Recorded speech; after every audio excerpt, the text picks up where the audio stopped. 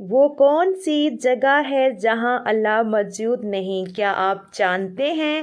حضرت علی رضی اللہ عنہ سے پوچھا گیا اب تک کا سب سے مشکل سوال۔ یہودیوں نے حضرت علی رضی اللہ عنہ سے پوچھا کہ بتائیں جہاں خدا نہیں ہے۔ بسم اللہ الرحمن الرحیم۔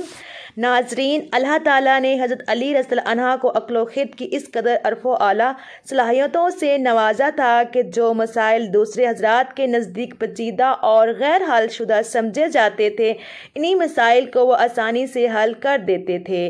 اکابر صحابہ کرام رضوان اللہ علیہم اجمعین ایسے اوقات سے پناہ مانگتے تھے کہ جب کوئی مشکل مسئلہ پیش آ جائے اور اس کے حل کے لیے حضرت علی رضی اللہ عنہ موجود نہ ہوں۔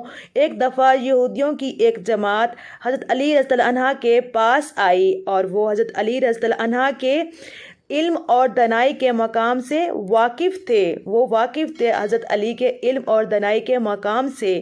وہ نادان یہ سوچ کر آئے تھے کہ اگر کسی طریقے سے وہ حضرت علی رضی اللہ عنہ کو علمی بنیاد پر شکست دے دیں تو اس سے مسلمانوں کو شرمندگی ہوگی اور ہر طرف ہمارا ڈنکا بجنے لگے گا۔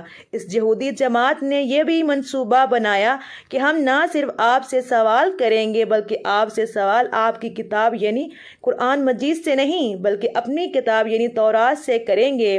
اس جماعت نے من ہی من میں یہ سوچ لیا تھا کہ اگر حضرت علی رضی اللہ عنہ ہماری شرائط کے مطابق تورات سے جواب دینے پر راضی ہو بھی جاتے ہیں تو یہی ہماری جیت ہوگی، لیکن کیسے؟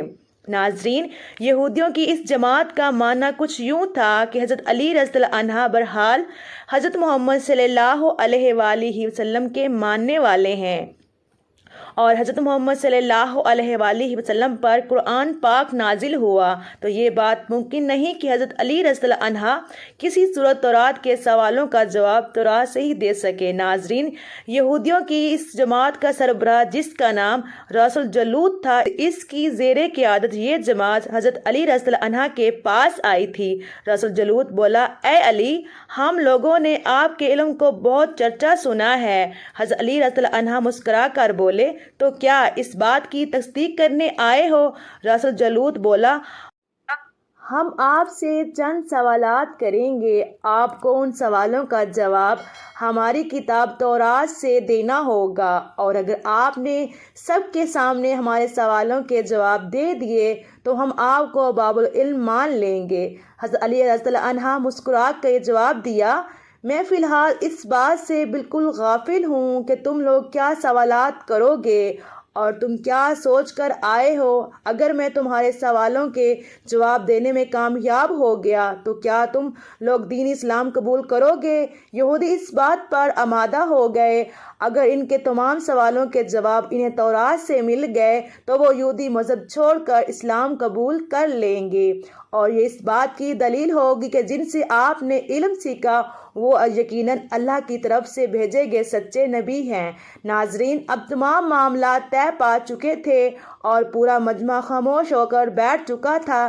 سوالوں کا سلسلہ شروع ہوا۔ یہودی عالم راس الجلود نے مجمع کی جانب دیکھا اور علم کے تکبر سے بھرپور لہجے میں سوال کیا، اے علی، یہ بتائیے کہ وہ کون سی چیز ہے جو خدا کے لیے نہیں ہے؟ یہودی یہ جانتے تھے کہ مسلمانوں کی کتاب میں درج ہے کہ ہر چیز اللہ کے لیے ہے، اور اس بات کا جواب حضرت علی رضی اللہ عنہ دینا ناممکن ہوگا۔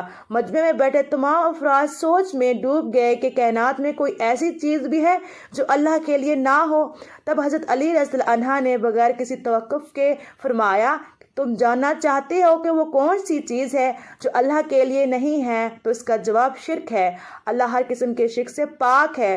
تمام مجمع جو بیٹھا سن رہا تھا بے ساختہ واہ واہ کہہ اٹھا۔ ناظرین، اب راس الجلود نے دوسرا سوال کیا، اے علی، یہ بتائیے کہ وہ کون سی جگہ ہے جہاں اللہ موجود نہیں ہے؟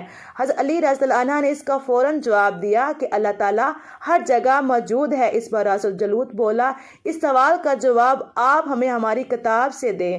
حضرت علی رضی اللہ عنہ نے فرمایا، کیا تمہاری کتاب میں یہ نہیں لکھا کہ حضرت موسیٰ علیہ السلام کے پاس ایک فرشتہ آیا اور حضرت موسیٰ علیہ السلام نے اس سے پوچھا کہ تم کہاں سے آئے ہو؟ تو اس نے جواب دیا کہ میں 7ویں آسمان سے آپ کے پاس حاضر ہوا ہوں۔ اتنے میں حضرت موسیٰ علیہ السلام کے پاس دوسرا فرشتہ آیا۔ حضرت موسیٰ علیہ السلام نے اس سے پوچھا کہ تم کہاں سے آئے ہو؟ اس نے جواب دیا میں زمین کے 7ویں طبقے سے آپ کے پاس حاضر ہوا ہوں۔ حضرت موسیٰ علیہ السلام نے پہلے فرشتے سے پوچھا 7ویں آسمان میں تمہارے قریب کون تھا؟ 7ویں آسمان میں تمہارے قریب کون تھا؟ فرشتے نے جواب دیا میرے قریب میرا رب تھا۔ حضرت موسیٰ علیہ السلام نے زمین سے آنے والے دوسرے فرشتے سے پوچھا تمہارے قریب کون تھا؟ اس نے جواب دیا میرے قریب میرا رب تھا۔ تو اس سے یہ معلوم ہوا کہ بلندیوں کی انتہا ہو یا گہرائیوں کی انتہا، اللہ رب العزت ہر جگہ موجود ہے۔ ناظرین، رسول جلوت نے اب تھوڑا گھبرا گیا تھا یہ دیکھ کر کہ حضرت علی رضی اللہ عنہ نے اس کے سوالوں کے جواب اس کی کتاب سے ہی دیے تھے۔ اب اس نے حضرت علی رضی اللہ عنہ سے تیسرا سوال پوچھا اے علی یہ بتائیے کہ وہ کون سی چیز ہے جو خدا کے قریب نہیں ہے؟ حضرت عنہ نے فرمایا کہ ظلم ایک ایسی چیز ہے جو میرے رب کے قریب نہیں ہے۔ ناظرین، اب رسول جلوت نے پے در پے شکست کھانے کے بعد اپنے سوالوں کا زاویہ بدل دیا۔ اب اس نے علمی سوال کے بجائے تاریخی اور سیاسی سوالوں کی طرف اپنا رخ موڑ لیا اور بہت ہی تکبر بھرے انداز میں اس نے پوچھا اے علی اس چشمے کا نام بتائیں جو زمین پر پہلی مرتبہ جاری ہوا۔ حضرت علی رضی اللہ عنہ بولے کہ اس چشمے کو چھوڑو، پہلے یہ بتاؤ کہ تمہارے دل میں کیا ہے، اور تمہارے دل میں یہ ہے کہ وہ چشمہ بیت المقدس کی ایک چٹان کے نیچے ہے۔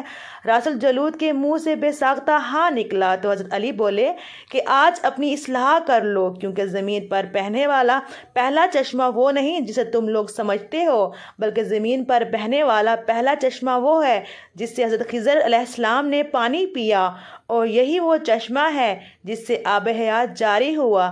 ناظرین، رسول جلوت نے اب مزید گھبرا گیا تھا۔ اس نے اس گھبراہٹ میں حضرت علی رضی اللہ عنہ سے ایک اور تاریخی سوال کیا اے علی یہ بتائیے کہ وہ کون سا پتھر ہے جو آسمان سے پہلی دفعہ اتارا گیا؟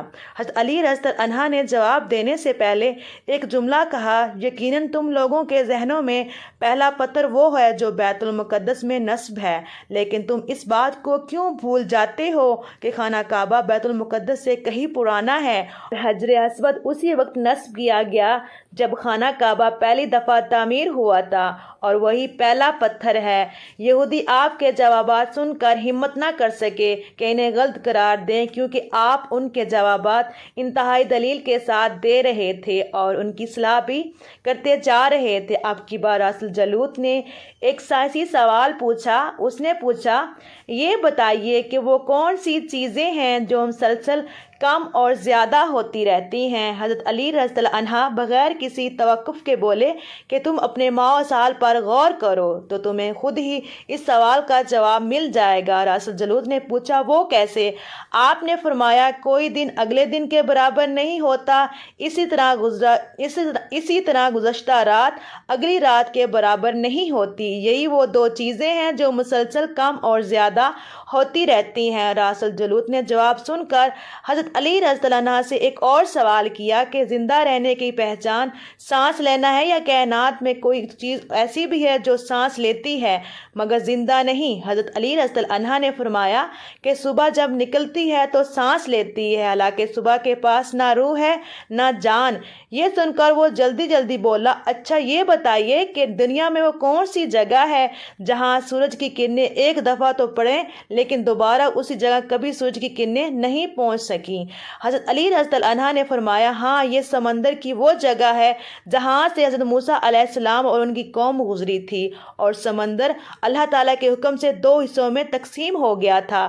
بس اس قافلے کے گزرتے ہی سورج کی کرنیں اس جگہ ضرور پڑی تھیں، لیکن اس کے بعد سورج کی کرنیں کبھی وہاں نہیں پہنچ سکی۔ ناظرین، جواب پاتے ہی اس نے حضرت علی رضی اللہ عنہ سے پھر سوال کیا کہ یہ بتائیں کہ وہ کون سی دو چیزیں ہیں جو ہمیشہ غائب رہتی ہیں اور وہ کون سی دو چیزیں ہیں جو ہمیشہ حاضر رہتی ہیں؟ حضرت علی رضی اللہ عنہ نے فرمایا کہ آسمان اور زمین کی طرف دیکھو، یہ دونوں تمہیں کبھی غائب نظر نہیں آئیں گی، یہ دونوں ہمیشہ حاضر رہتے ہیں، اور موت اور زندگی کو ڈھونڈو تو تمہیں ان کے بارے میں کبھی پتہ نہیں چلے گا وہ کہاں ہیں اور کب آ جاتے ہیں۔ اگلا سوال راسل جلوت نے یہ کیا کہ اے علی، یہ بتائیے کہ وہ کون سی چیز ہے جس کا خالق خود اللہ ہے، مگر اسی کے بارے میں وہ خود سوال بھی کرتا ہے۔ حضرت علی رضی اللہ عنہ بولے، حضرت موسیٰ علیہ السلام کے عصا کا خالق خود اللہ ہے، اور اس عصا کے بارے میں اس نے خود حضرت موسیٰ علیہ السلام سے سوال بھی کیا اور پوچھا کہ موسیٰ، یہ آپ کے ہاتھ میں کیا ہے؟ پھر اس نے اگلا سوال کیا کہ بیت اللہ کا طواف تو ذی حیات کرتے ہیں، لیکن اس بے جان چیز کے بارے میں بتائیں جس نے بیت اللہ کا طواف کیا۔ حضرت علی رضی اللہ عنہ بلا توقف بولے کہ کشتی نوح ایک ایسی بے جان چیز ہے جو طوفان کے دوران اس مقام پر پہنچی جہاں بیت اللہ ہے، تو اس نے اس کے گرد 7 چکر لگائے۔ راسل جلوت نے باب العلم حضرت علی رضی اللہ عنہ سے کئی سوال کیے اور تمام جواب آپ رضی اللہ عنہ نے بالکل ٹھیک بلا توقف دیے، تو مجمع میں بیٹھے ہوئے ایک یہودی بولا کہ حضرت، دنیا میں ہر شخص سوچ کے جواب دیتا ہے، لیکن آپ تو ہر سوال کا جواب بلا توقف دے رہے ہیں۔ تو حضرت علی رضی اللہ عنہ نے اس سوال کے بدلے میں اس یہودی سے ایک سوال کیا، بتاؤ تمہارے ہاتھ میں کتنی انگلیاں ہیں؟ اس نے فوراً جواب دیا، 5۔ حضرت علی رضی اللہ عنہ نے فرمایا، تو نے بھی تو فوراً میرے سوال کا جواب دے دیا۔ تو اس یہودی نے کہا، یا علی، یہ کیسی بات ہوئی؟ مجھے معلوم ہے کہ میرے ہاتھ میں 5 انگلیاں ہیں۔ یہ سن کر حضرت علی رضی اللہ عنہ مسکراتے ہوئے کہا، مجھے بھی یہ سارے علم ایسے ہی معلوم ہیں جیسے تجھے معلوم ہے کہ تیرے ہاتھ میں 5 انگلیاں ہیں۔ یہودی نادان نہیں جانتے تھے باب العلم کے پاس کائنات کے رازوں کا علم ہے، لیکن جب انہیں تمام سوالات کے جوابات ٹھیک ٹھاک مل گئے تو راسل جلوت سمیت تمام گروہ نے کلمہ پڑھا اور سب کے سب دائرہ اسلام میں داخل ہو گئے۔ ایک دفعہ ایک شخص نے وصیت کی کہ اس کے 17 اونٹ اس کے 3 بیٹوں میں اس طرح تقسیم کیے جائیں کہ میرے بڑے بیٹے کو کل تعداد سے آدھے اونٹ میں، درمیانے کو کل اونٹوں کا تیسرا حصہ، جبکہ چھوٹے بیٹے کو کل تعداد کا 9واں حصہ ملے۔ اس شخص کے فوت ہو جانے کے بعد شہر بھر کے صاحبان دانش بیٹھ کر سوچتے رہے کہ وصیت کے مطابق اونٹوں کی تقسیم کیسے کی جائے۔ بہت سوچ بچار کے بعد بالآخر انہوں نے حضرت علی رضی اللہ عنہ کے پاس جانے کا فیصلہ کیا۔ مسئلہ حضرت علی رضی اللہ عنہ کے پاس پہنچا تو آپ نے فرمایا، میں یہ تقسیم کر دوں گا۔ آپ رضی اللہ عنہ نے ایک اونٹ اپنی طرف سے کل تعداد میں مستعارن ملایا، اب کل اونٹ 18 ہو گئے۔ پھر آپ رضی اللہ عنہ نے یوں تقسیم فرمائی کہ جیسے کل اونٹ 18 ہوئے تو پہلے بیٹے کو کل اونٹوں کا آدھا حصہ 9 اونٹ دیے، اور درمیانے بیٹے کو 1/3 6 اونٹ دیے، اور تیسرے کو 9واں حصہ 2 اونٹ دیے۔ اس طرح کل اونٹ تقسیم شدہ 17 ہوئے۔ اس کے بعد آپ رضی اللہ عنہ نے اپنا ادھار دیا ہوا اونٹ واپس لے لیا۔ یہ تھی ناظرین حضرت علی رضی اللہ عنہ کی ذہانت کہ جن کے سامنے کوئی بھی بات ناممکن نہیں